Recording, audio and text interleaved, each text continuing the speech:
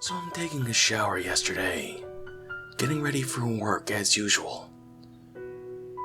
I'm sitting in there, letting the water rinse the body wash from my skin, just thinking of random things like we all do. I start lathering up my hair with my shampoo and close my eyes to rinse it not long after. Plain as day, I hear my mom calling my name. I open one eye and get rewarded with a stinging sensation as the shampoo fills it. After a quick rinse of my face and my now bloodshot eye, I poke my head around the shower curtain. My bathroom door is slightly ajar, and the bathroom is covered in a veil of steam. I can barely make out the reflections in the mirror, but I swear I saw my mom standing in my living room, her back facing me. "I'll be out in a second, Mom. Just rinsing my hair," I yell out to her.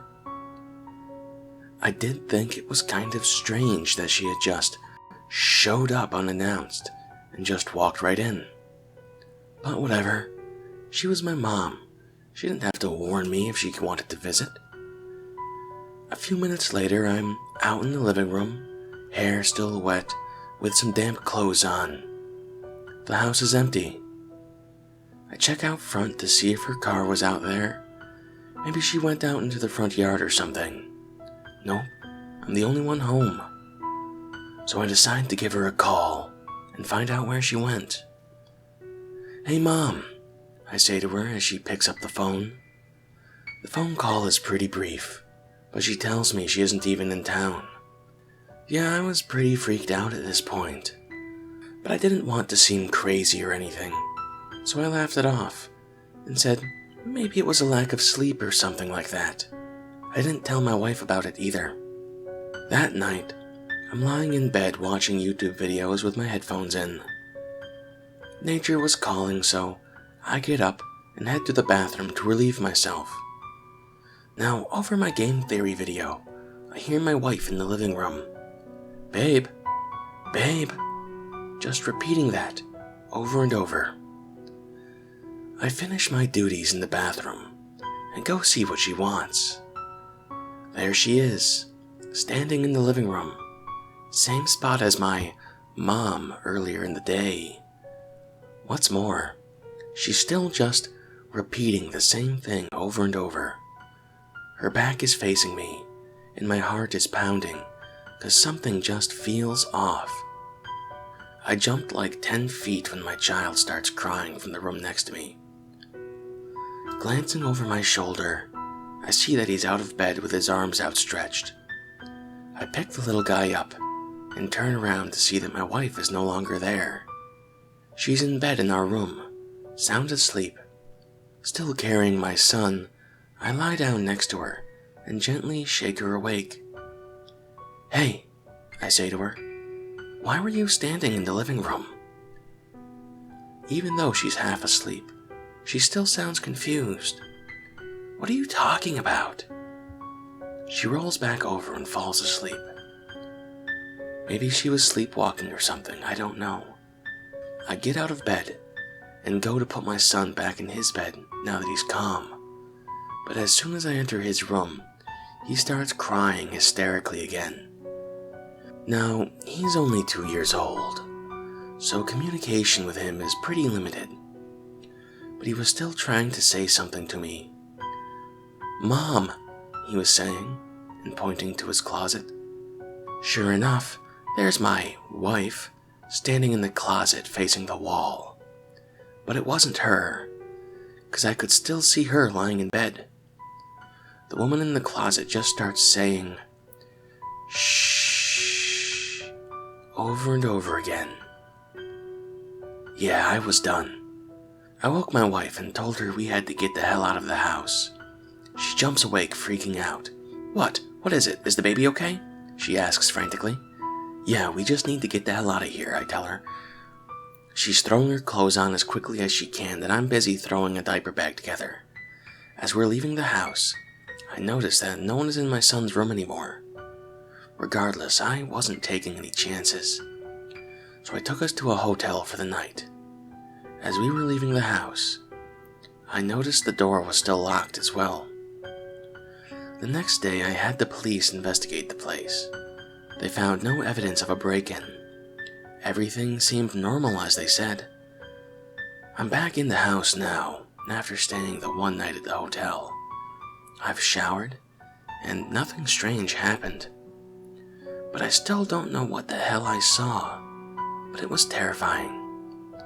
And what's worse, I'm pretty sure that wasn't my son.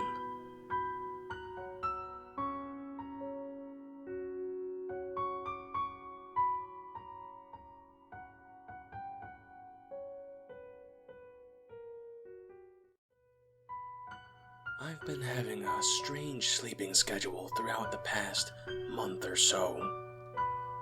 I'd be wide awake midday, completely cranked up on coffee, then just wake up to find that several hours had passed without me even knowing it, and it always happens when I'm alone.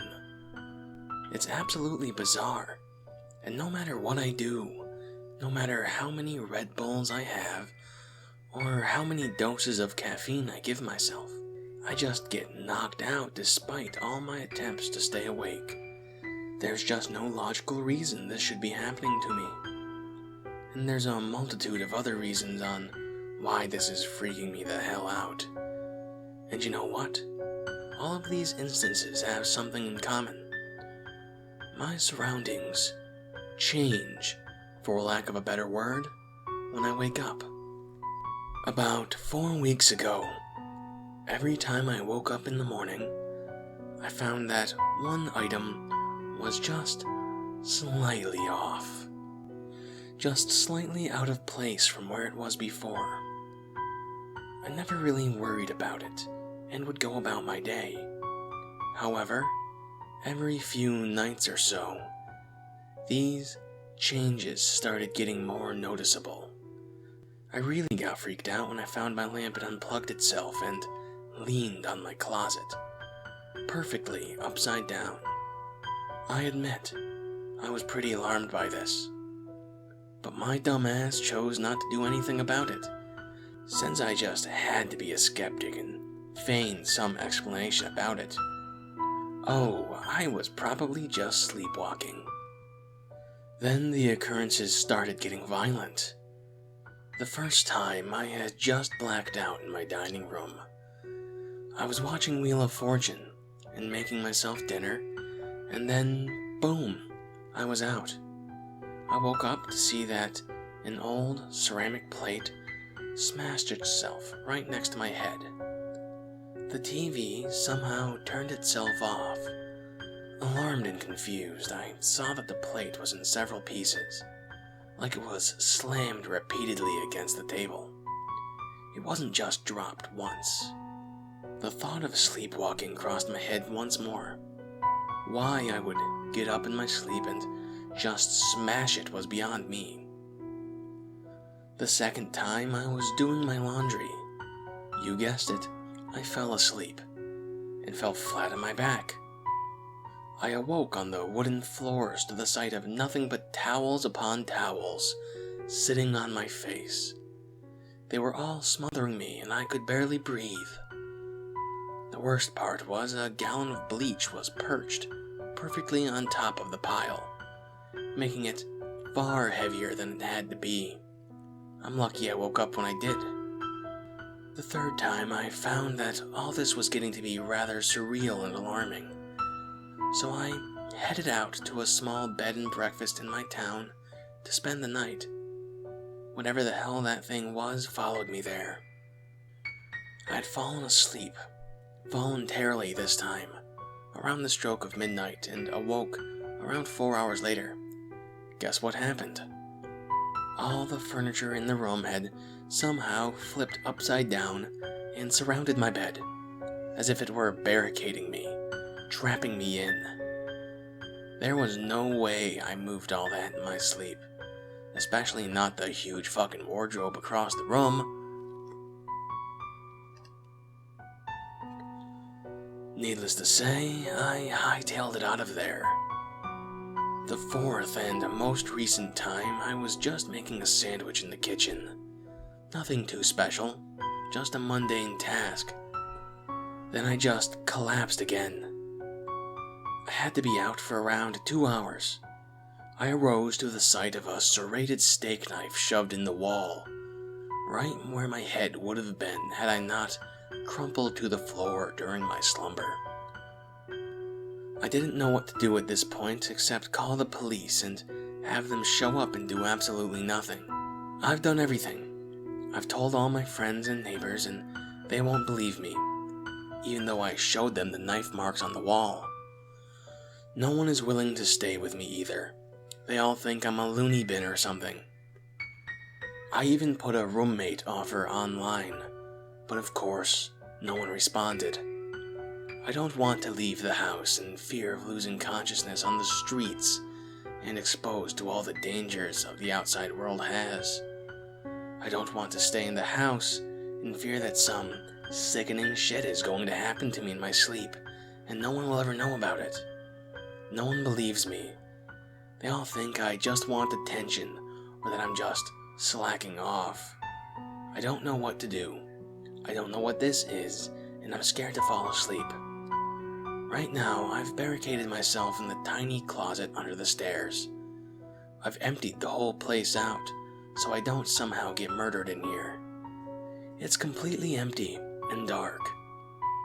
You know what, though? Despite all this, I'm feeling really tired. I think I'm going to go to sleep.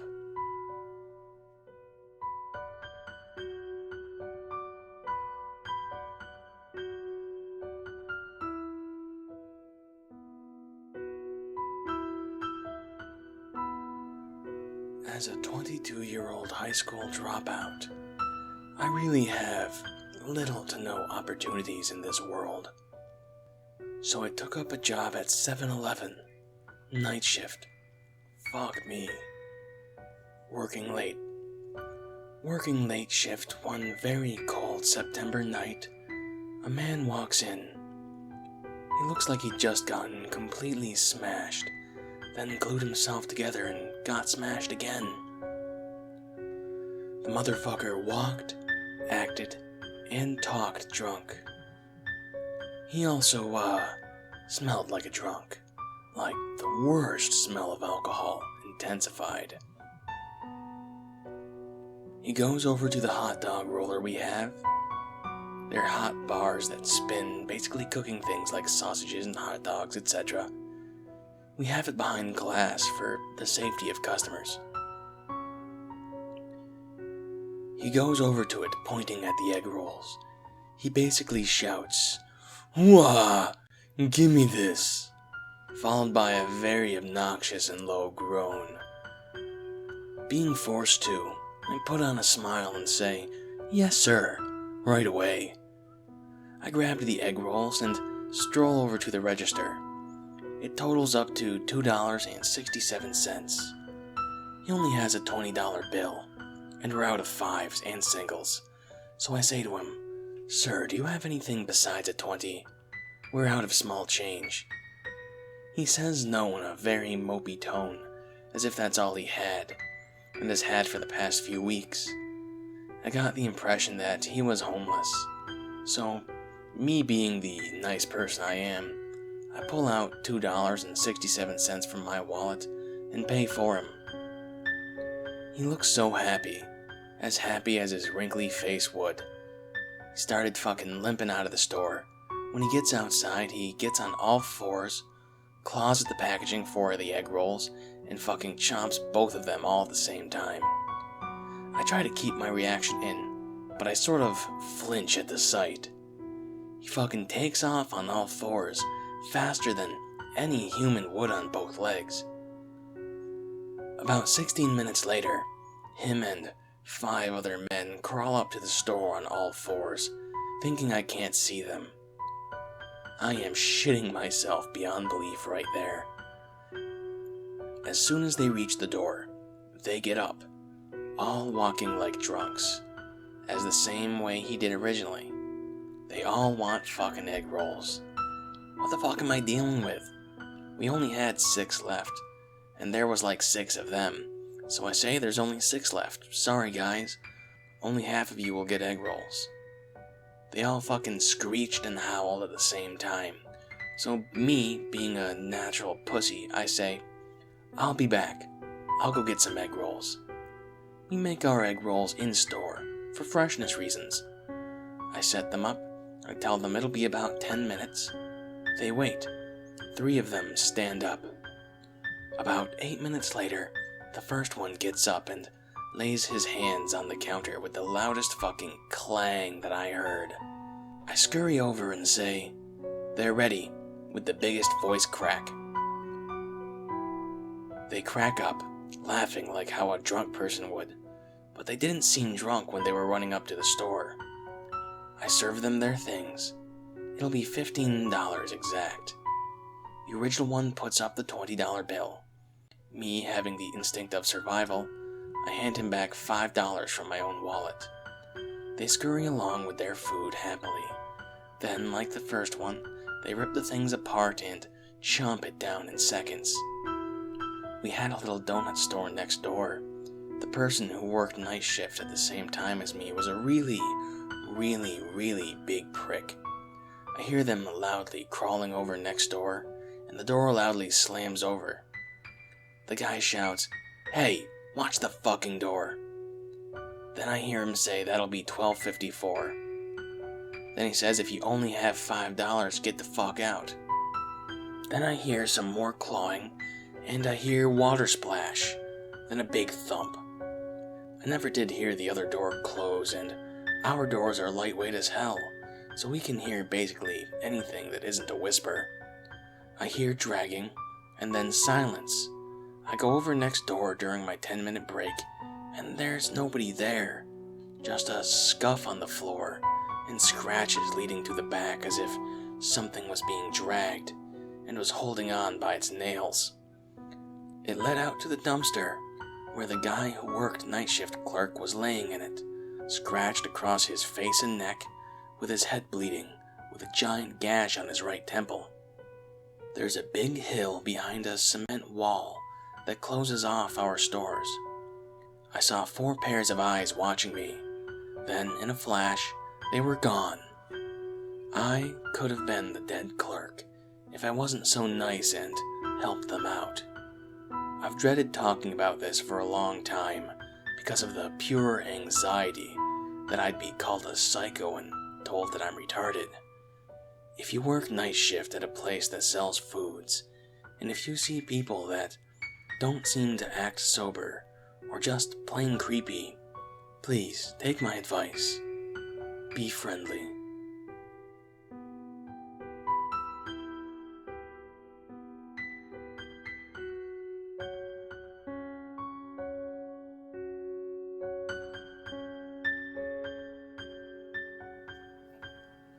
Journal entry number 1, November 1st, 1996.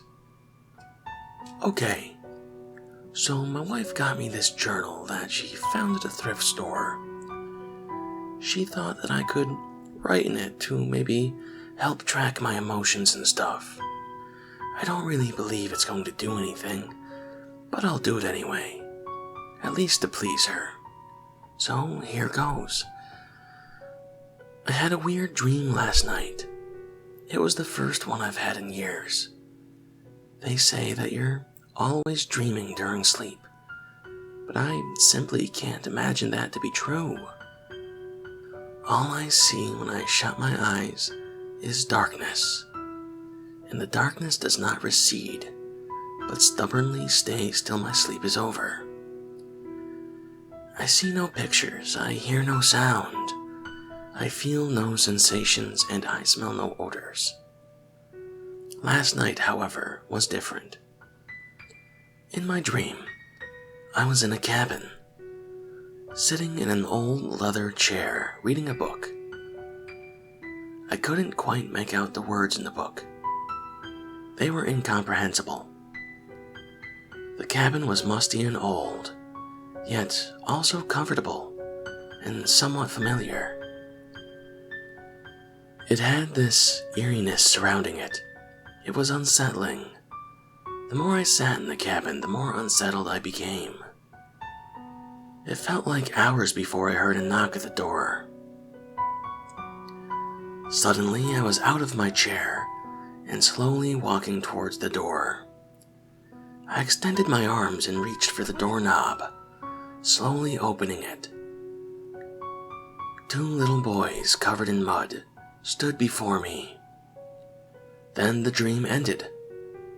I can't imagine what this means, or if it means anything at all. I wonder what a dream specialist would make of this. Would they call me crazy? Or predict some massive event in my future? Who knows? Anyway, enough about my crazy dreams. Sarah has been doing really well in school for the past couple of months. She has plenty of friends and loves it. This really makes me happy. Today she sprinted into the kitchen with the biggest grin on her face. She had gotten an A on her history test. She literally does this for every single A she gets, and she gets a lot of A's. It never gets old, though, to see her smile. I love seeing her happy, and that will never change. Work is going well. I might actually get a promotion in the next few weeks. That means a bigger pay raise and exclusive benefits. I could finally take my family on a vacation, perhaps. Wouldn't that be incredible? My trip to Peru 4 years ago was unbelievable. Maybe one day I can take them there. My mother called today. Yay. That was sarcasm, if it didn't come across. She wanted to know, how are you doing? How's Sarah and Emily? I know she couldn't care less about Sarah or Emily. She just wants us to visit her small house in Chicago. I would literally do anything else than see her again. Anyway, I'm gonna stop writing now, partly because my hand is starting to hurt, but mostly because I'm getting really tired and I should get back to bed before Emily gets worried. Journal Entry 2, November 5th, 1996. I had that dream again, the one about the cabin and the two boys. It was exactly the same as the last one. It was almost freaky. This time, however, the dream continued.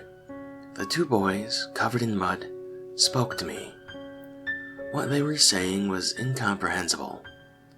It was almost as if it was another language. Russian, perhaps. I couldn't tell. It sounded vaguely Russian, though. The boys, who couldn't have been older than 10, pointed to the ocean behind them and started running towards it. I followed. I didn't want to follow them, but for some reason my legs just moved. We ran for only a few minutes before we came upon the shore of the ocean. The two boys muttered something and then pointed to the ground. What lay there was disgusting. It was a man. Well, I think it was. All color was gone from his face and body. He definitely had died by drowning. A wave of nausea suddenly came over me, and I felt like throwing up. I heaved puke all over myself. I suddenly woke. There was vomit all over my bed. Fortunately, Emily was gone. I jolted out of the bed, tearing the sheets from the mattress and dragging them to the washer. I began to cry. Tears just ran down my face. It was unstoppable. I knew it was just a dream, but it felt so real. The rest of the day was pretty normal, although one strange thing did happen. Sarah came home, but she didn't have a smile or an A to present. There were visible tears running down her face. Her eyes were puffy and red. I rushed over to her and hugged her, asking what was wrong.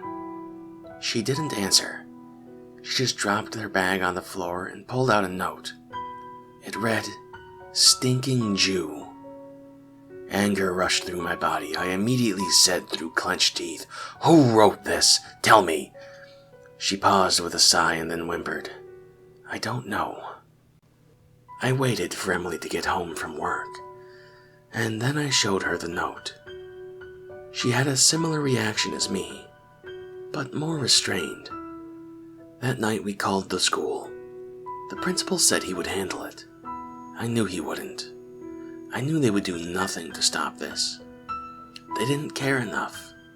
They had bigger fish to fry. Journal entry 3, November 17th, 1996. Sarah is depressed. She has no friends anymore and her grades have been plummeting. I never see her smile anymore. She comes home every day weeping. I no longer know what to say to her. I just hug her and tell her everything is going to be okay. I know she doesn't believe me. She's right. Everything isn't going to be okay. Journal entry 4, November 22nd, 1996.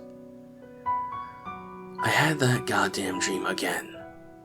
The one with the cabin and the 2 boys and the drowned man. I don't know why I keep having this dream. What's wrong with me? What kind of sick, demented person has this kind of dream? Anyway, the dream began the same as the last 2. Everything was the same about it. The cabin, the boys, even the smell. It was uncanny. Just like the last dream, the dream went on. I lifted the drowned man and sluggishly dragged him back to the cabin. I had no idea why I was doing that.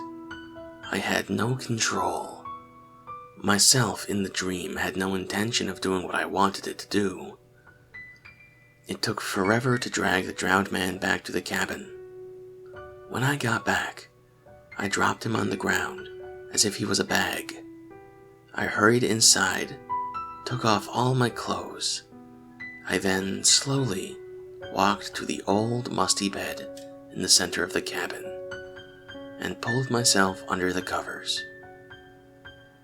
Journal entry 5, November 30th, 1996.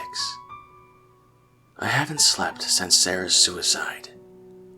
It's not like I don't want to, but I can't. I can't bring myself to dream about the drowned man, or even worse, about Sarah. Emily left me today. She didn't say why or anything. She just packed a bag and rushed out the door. I cried as I listened to the starting of her car and the sound of her driving away. I am alone now. I am completely alone. Journal entry 6, December 10th, 1996. I had the dream again.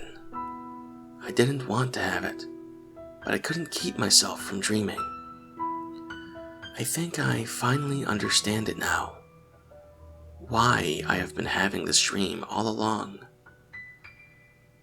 There was a purpose to it. There was a purpose to my suffering. The dream went along the same as it had before. The cabin, the 2 boys, and the drowned man. This time, however, as I was lying in the old musty bed, I heard a knock at the door. I wondered who it could have been. Was it the 2 boys? I didn't know. I slowly dragged myself out of the bed and walked, tired, to the door. I swung it open, and standing there in front of me was the drowned man. But it wasn't just the drowned man. It was me. His face was mine. He looked exactly like me. At this moment in the dream, I figured it all out. I am the drowned man. That is my destiny. All this suffering, all this pain, it's all been leading to this exact moment.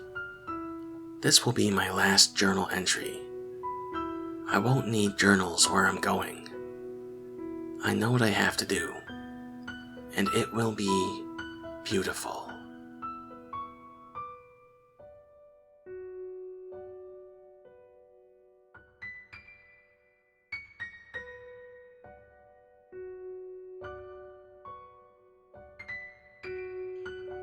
I have lived in a small southwest village in England my entire life. It's an alright place, but like a lot of villages in England, there's nothing to do there at all.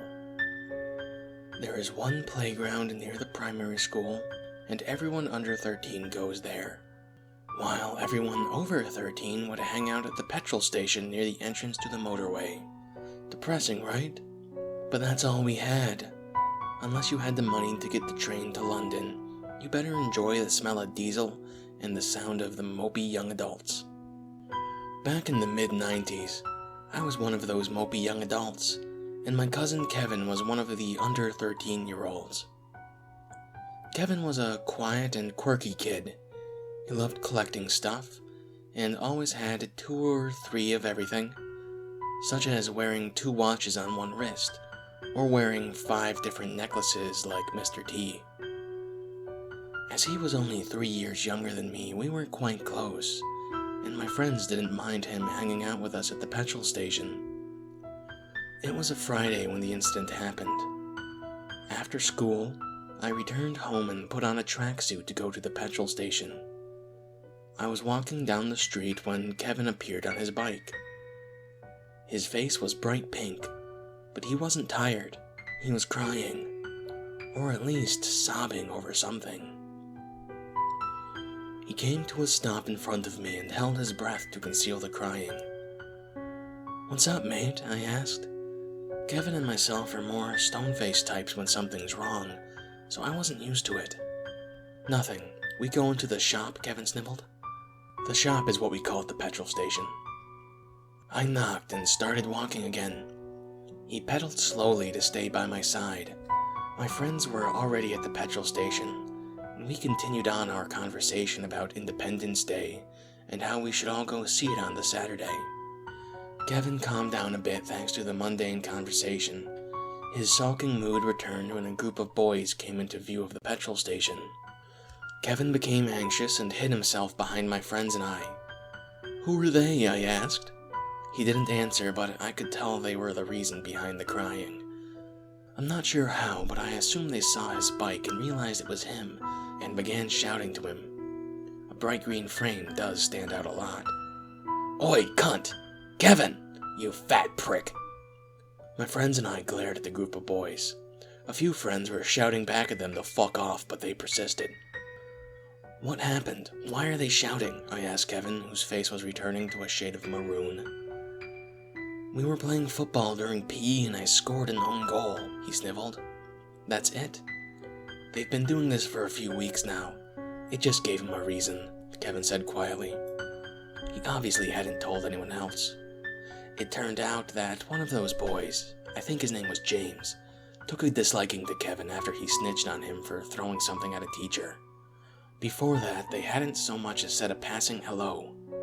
Since then, for about 3 weeks, James and his little crew of mates decided to make life miserable for Kevin, targeting literally everything about him and everything he did. Kevin enjoyed Dungeons and Dragons, and if he so much as mentioned anything relevant, the boys mocked him. They attempted to wreck Kevin's bike by bending the wheel while it was locked up outside school, but a teacher caught them, so they took it out on Kevin. The poor kid was terrorized just because he had a good conscience. I got my friends to surround Kevin so the group of boys couldn't get too close, but we couldn't stop the shouting. My friends were laughing at the boys. This riled up the young teens even more. James, or who I guessed must have been James, came forward and said he wanted to speak to Kevin alone. My friends laughed in his face and told him to get stuffed. The boys behind James began to pick up rocks and aim them in Kevin's general direction. This meant that a bunch of 13-year-olds were throwing rocks at 16 and 18-year-olds, and they didn't like that too much. A brawl broke out between a few of my friends and James' friends. Kevin panicked as he watched one of the elders knock out a youngin', and he hastily pedaled away from the petrol station and headed towards Wych Elm Road. I called out to him, but he was far away by the time I got away from the mess he indirectly started. My friends were beginning to walk as the group of boys whined and started to leave themselves. I walked home with one friend and told my dad what happened. He just shook his head and told me not to worry about Kevin. He just needs time to cool off. The next morning I woke up to the worst possible news. Kevin didn't return home. This wasn't too worrying in the 90s, especially in a small village where it's impossible to go missing. Kids stayed out until all hours and eventually came home. Kevin's mom, however, was a big worrier and went out to look for him around 11 p.m. This would have been at least 3 hours after he left us at the petrol station. She went to his best friend's house first, and he hadn't seen him since school. She then went to 2 other houses. No one had seen him. Driving home, hoping to see him along the way, she did just that when she went up Wych Elm Road. He was sprawled out on the side of the road, partially hidden by the undergrowth of the woodland. His bike was beside him, glittering neon green and completely bent out of shape. His body was the same way. He had catastrophic injuries, including massive head trauma, a broken neck and spine, and he had lost his right arm. He looked like he had been flung about like a rag doll. Word around the village was that a drunk driver was speeding and hit him head-on as he came one way and the driver came the other. His mother was a total wreck after finding him. The police set up an investigation, but there was no speed cameras or security cameras close by enough to get an idea of a suspect, so the case initially went cold. It was just a horrific tragedy. You may have already guessed, but this hit me hard. I had no siblings, and neither did Kevin. We only had each other, and now one of us was dead. Our school held a mass in his honor. I saw James and his crew a few times after that, and James always looked distraught. His friend group thinned over time, and the last time I saw them, the group of probably 15 was down to James and 2 other boys. It was never said aloud, but I think a lot of people blamed James for what happened. Everyone knew they weren't on good terms, so rumors grew quick at the time. I didn't blame him, but I didn't feel sorry for James. It sort of was his fault. If he didn't bully Kevin, he wouldn't have cycled away to his death. Over time, I've moved past that thought, but I'm sure it's still with James. The village seemed silent after Kevin's death. It was probably due to my emotions. I didn't notice the world moving on without me. I visited my aunt a few times, but she could barely look at me without breaking down. Kevin and I looked quite similar. After one visit, my dad stayed to console his sister, and I went for a walk without telling anyone because I'm sure it would have either angered them or upset them. I went to visit where my cousin died on Wych Elm Road. I felt like it would give me closure, and it did in a way I never expected or could have ever came up with my worst nightmares.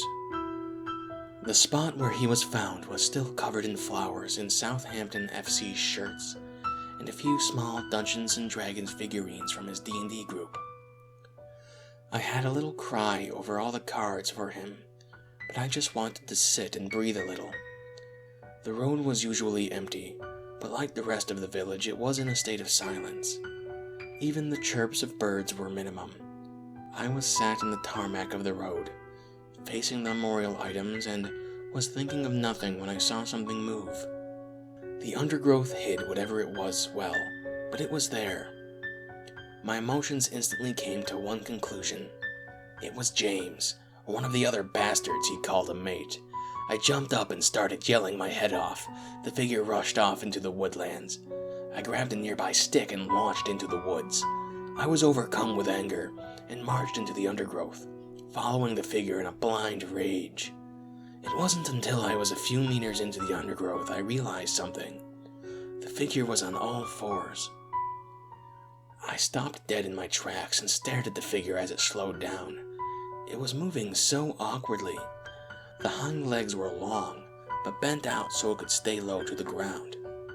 It looked frail and gaunt, with a bluish tint to its almost transparent skin. Patches of matted fur were strewn around the body, as if most of it had been torn out, like when a dog has fleas. It stopped moving, and tension filled the air as it began to turn towards me. I thought it was a man in costume when it started making the noise. Click, click, click, click, click, click, click, click, click. It turned its body towards me, and it's hard to describe the feeling I felt. The purest form of fear. Its neck was long, enough for its head to turn almost 270 degrees, as it stared at me with its head almost completely upside down, its jaw chattering from the noise it made. There was no fur on its front or neck. The skin of its face was especially thin and gaunt, and its eyes were sunken into its head. It didn't blink once when I was looking at it. It was something from a literal nightmare, but while standing there like a free meal, I noticed something. Its right arm wasn't the same bluish shade as the rest of its body. It was a pale color and much shorter fingers than the other arm, which had stick-like ones. I finally came to notice, at the bottom of the wrist, sat 2 watches. Kevin, I thought. Those are Kevin's. It was Kevin's arm somehow attached to this god-awful creature. By the time the shock faded and adrenaline kicked in, the creature was already fleeing. I turned and just sprinted. My heart was pounding, and I began to cry. I just kept running without looking back. As I came out of the undergrowth, I almost knocked over the memorial. I ran down the road and through the streets until I got to my aunt's house. I burst through their front door, and my dad and aunt were watching EastEnders. I was about to blurt out what I saw, but then I thought, they won't believe me, and they'll think I'm trying to make a joke about Kevin's death. I just said I went to see all the memorial stuff, and got upset. My aunt cooked me some dinner, and my dad and I returned home. I never told my dad about that day, or anything for that matter. I feel awful because my aunt will never know the truth about her son, but I honestly don't think she'd want to.